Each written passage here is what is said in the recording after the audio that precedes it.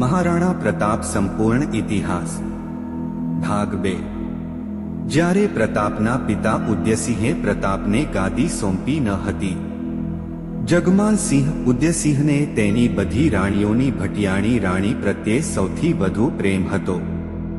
આથી જ તેમણે ભટિયાણી રાણી જગમલસિંહના પુત્ર પ્રતાપસિંહને પ્રાધાન્ય આપ્યું હતું અને તેમને તેમનો અનુગામી જાહેર કર્યા હતા। મોટો પુત્ર હોવાને કારણે પ્રતાપસિંહ પ્રાકૃતિક વારસો હતો। તેમના મૃત્યુ સમયે તેમણે રાજગાદી જગમાલને સોંપી હતી। ઉદયસિંહની આ નીતિ ખોટી હતી, કારણ કે મહારાણા પ્રતાપ રાજગાદીનો હકદાર હતા। વિષયો મહારાણા પ્રતાપને ચાહતા હતા।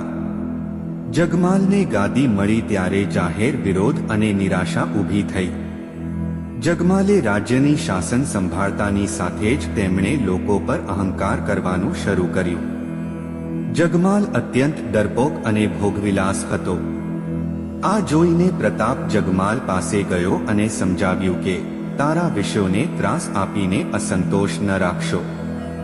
સમય ખૂબ નાજુક છે। જો તમે સુધારો નહીં કરો તો તમારું અને તમારું રાજ્યનું ભવિષ્ય જોખમમાં આવી શકે છે। જગમાલે તેને તેના ગૌરવની વિરુદ્ધ માન્યું।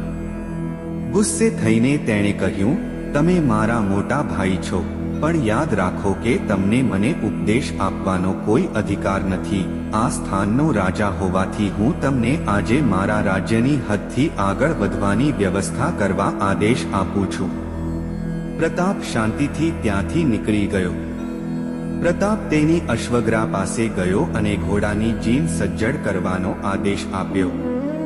તેમનો પ્રિય ઘોડો મહારાણા પ્રતાપ પાસે ચેતક હતો।